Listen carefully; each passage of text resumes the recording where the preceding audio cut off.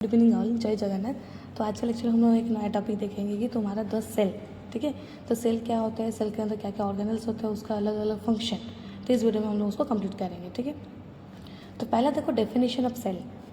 तो cell is the structural, functional and biological units of all living beings.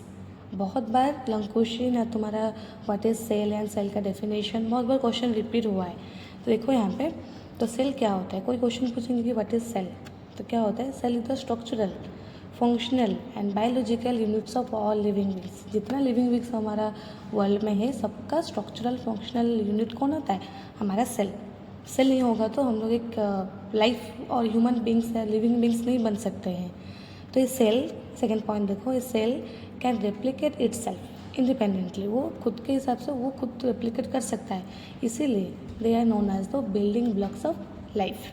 ठीक है, तो यहाँ पे देखो एक पिक्चर दिया है कि एक तुम्हारा सिंगल सेल, जो कि एक ह्यूमन बींग होने के लिए पहला तुम्हारा एक सेल होता है, वो क्या होता है, जाइगोट ना, एक सिंगल सेल होता है जो तुम्हारा male gametes and female gametes को फर्टिलाइज होने के बाद जो जाइगोट आता है, zygote is a single cell. तो एक सेल जो कि तुम्हारा functional unit of life, and बहुत सारे सेल मिलके, group of cell is called the tissue. बहुत सारे सेल्स मिलके क्या होता है, टिश्यू होता है। देन बहुत सारे टिश्यू मिलके क्या बनता है, तुम्हारा ऑर्गेन। मतलब group of tissue is called the organ, and तुम्हारा ग्रुप ऑफ ऑर्गेन, बहुत सारे ऑर्गेन मिलके क्या होता है, ऑर्गेन सिस्टम। यहाँ पे फॉर एग्जांपल तुम्हारा एक स्टोमक दिया है कि स्टोमक, देन बहुत सारे ऑर्गेन मिलके क्या होता है, डाइजेस्टिव सिस्टम, एंड बहुत सारे सिस्टम मिलके क्या होता है, ह्यूमन और तुम्हारा एक ऑर्गेनिज्म, फुल ऑर्गेनिज्म। ठीक है, समझ में आया सीरीज क्या है, cell, group of cell is called the tissue, group of tissue is known as the organ, and बहुत सारे organ, group of organ is called organ system, and बहुत सारे ऑर्गन सिस्टम मिलके क्या होता है, एक फुल ऑर्गेनिज्म। ठीक है, क्लियर। देन देखो डिस्कवरी ऑफ सेल। पहले सेल को कौन डिस्कवरी किए थे, तो discovery of cell began with the invention of the microscope. Microscope जब डिस्कवरी हुआ था, इन्वेंट हुआ था, उसके साथ हमारा सेल डिस्कवरी हुआ था। 55 जो कि हमारा साइंटिस्ट रॉबर्ट हुक थे, वो पहला एक कर्व का स्लाइस लेकर माइक्रोस्कोप में देखे थे। उनको क्या मिला था कि एक स्मॉल बॉक्स लाइक स्ट्रक्चर उनको दिखाई था। यहाँ पे देखो, ये तुम्हारा माइक्रोस्कोपी व्यू है। ठीक है, वो कैसे दिखे थे, क्योंकि एक तुम्हारा बॉक्स लाइक स्ट्रक्चर, लेकिन वो उनको क्या बोले थे, स्मॉल रूम्स या तुम्हारा टाइनी रूम्स, लेकिन ये नॉन लिविंग है, लिविंग नहीं। ये क्या होता है, नॉन लिविंग। लेकिन लेटर कुछ दिन के बाद 1674 और एक साइंटिस्ट आए जो कि एंटनी वैन ल्यूनेक, उनको हम लोग फादर ऑफ माइक्रोस्कोप भी बोलते हैं।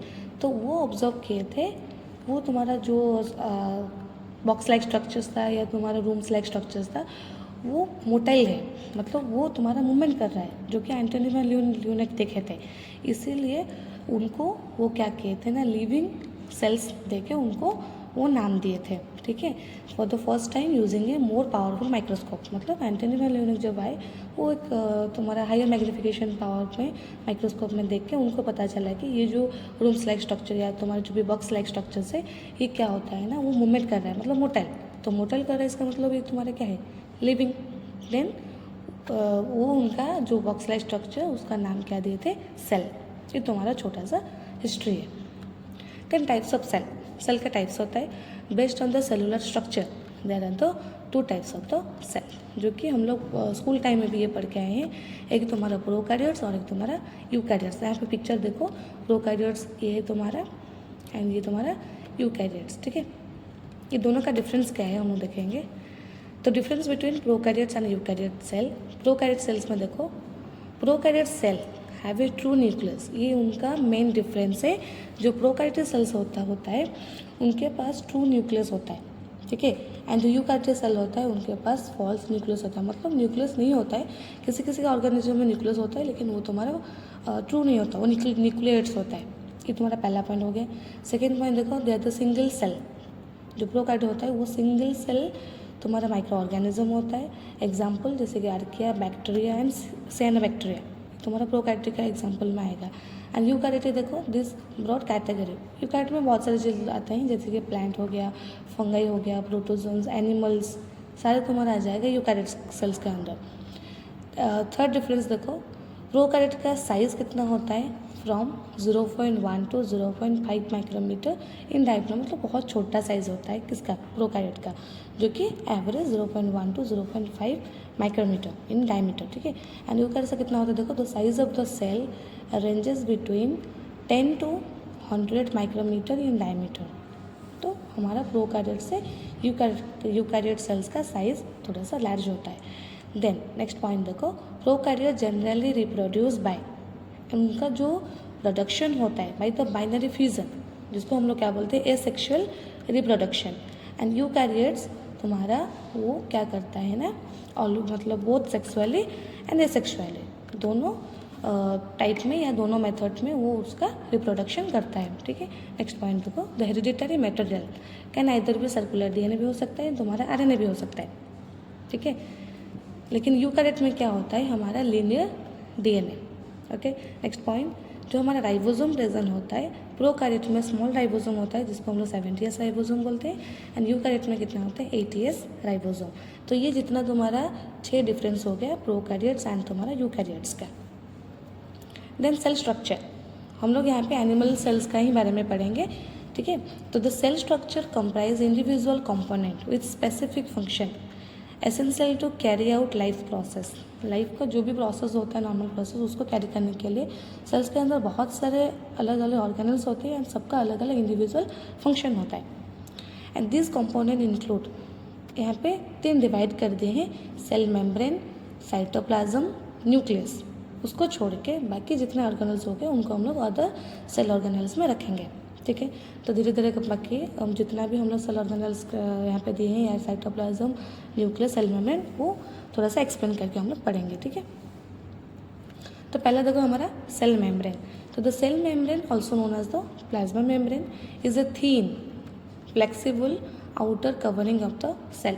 सेल मेम्ब्रेन क्या होता है, जो कि सेल्स का आउटर लेयर में जो प्रोटेक्ट करके और कवर करके रखा है, उसको हम लोग क्या बोलते हैं, कवरिंग लेयर और प्रोटेक्टिव लेयर्स, जो कि थीन एंड तुम्हारा फ्लेक्सिबल होता है, ठीक है, ओके।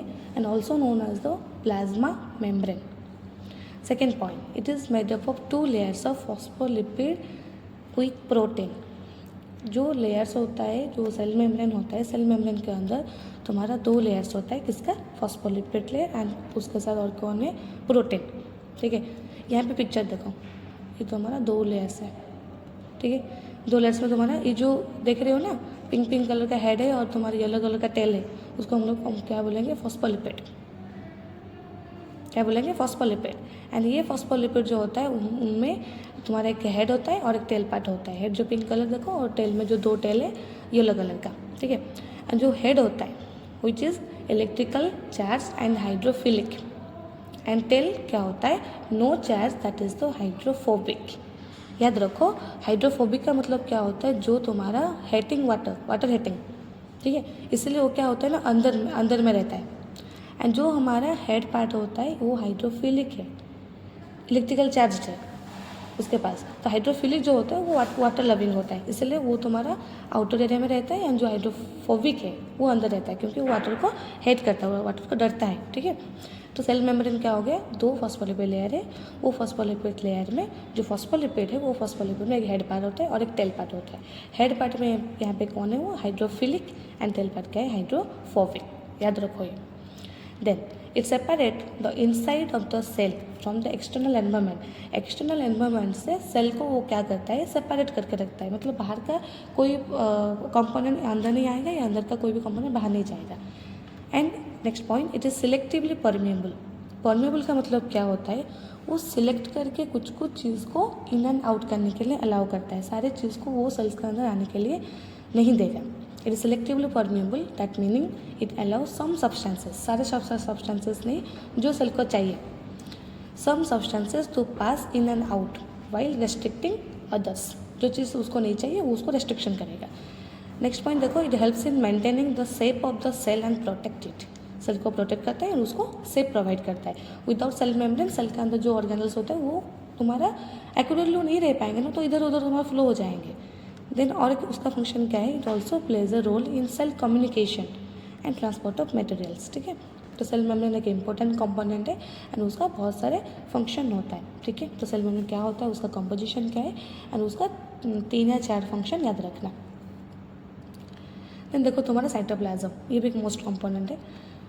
तो साइटोप्लाज्म इज ए थिक, जो साइटोप्लाज्म होता है thick clear jelly like substances that present inside the cell membrane.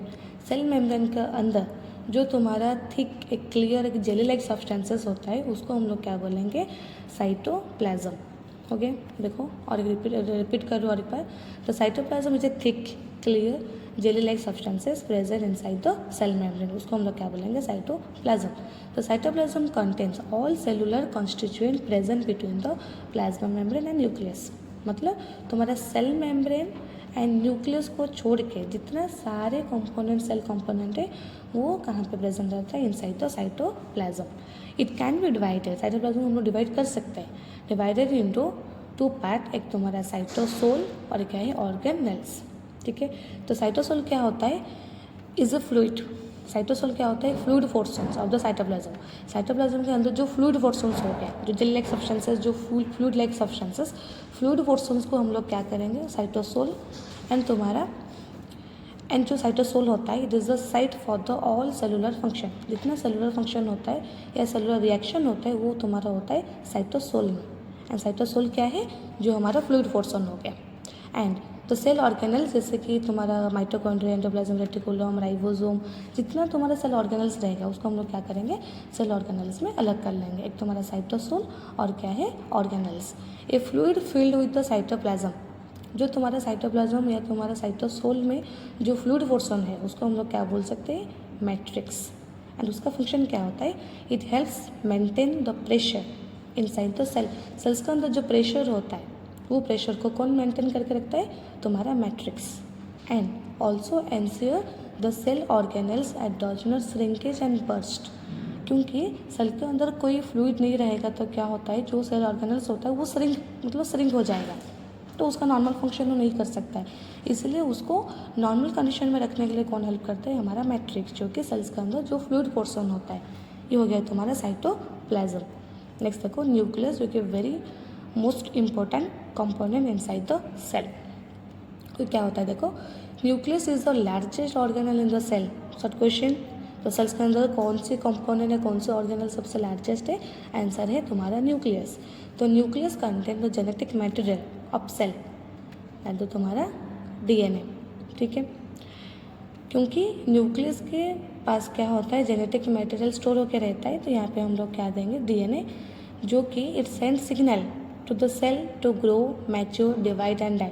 Cell कब ग्रो करेगा, कब मैच्योर होगा, कब डिवाइड होगा एंड कब तुम्हारा उसका डाई होगा, वो सारे चीज़ सिग्नल कौन भेजता है, तुम्हारा न्यूक्लियस, ठीक है। तो nucleus surrounded by the nuclear envelope. Nuclear के साइड में कौन होता है, यहाँ पे देखो साइड में क्या होता है, एक न्यूक्लियर एनवेलप होता है जो कि न्यूक्लियस को प्रोटेक्ट करता है। एंड तुम्हारा रेस्ट जितना भी सेल का ऑर्गेनल्स रहेगा उसको वो सेपरेट करके रखता है। एंड द स्पेरिकल बॉडी, यहाँ पे देखो एक spherical body present at the centre of nucleus is called the nucleus. इसको याद रखो, न्यूक्लियस क्या होता है, न्यूक्लियस और न्यूक्लियस अलग चीज़ है। न्यूक्लियस तुम्हारा प्रेजेंट होता है इनसाइड द न्यूक्लियस, जो कि सेंटर में स्पेरिकल शेप लाइक स्ट्रक्चर्स होता है, उसको हम लोग क्या बोलते हैं, न्यूक्लियस, ठीक है। Then pores present in the nuclear envelope, जो न्यूक्लियस का आउटर एरिया में जो तुम्हारा न्यूक्लियर एनवेलप है वो एनवेलप में क्या होता है, पोर्स होता है। यहाँ पे देख रहे हैं ना, ये जो होता है उसको हम लोग क्या बोलते हैं, पोर्स। वो पोर्स का फंक्शन क्या होता है, it helps in transport substance between the nucleus and cytoplasm. Cytoplasm में कुछ चीज़ न्यूक्लियस को चाहिए, वो तुम्हारा पोर थ्रू से अंदर आता है या बाहर जाता है, ठीक है। ये हो गया तुम्हारा न्यूक्लियस। तो आज के लिए हम लोग इतना ही पढ़ेंगे। नेक्स्ट वीडियो में जितना सेल ऑर्गेनल्स रह गया, माइटोकॉन्ड्रिया, साइटोप्लाज्म, तुम्हारा mitochondria and ribosome, endoplasm reticulum, ये हमारा पार्ट 2 में हम लोग डिस्कशन करेंगे, ठीक है। तो वीडियो अच्छा लगे तो प्लीज़ लाइक शेयर सब्सक्राइब करना मत भूलना। And thank you. फिर मिलेंगे हम लोग नेक्स्ट वीडियो में।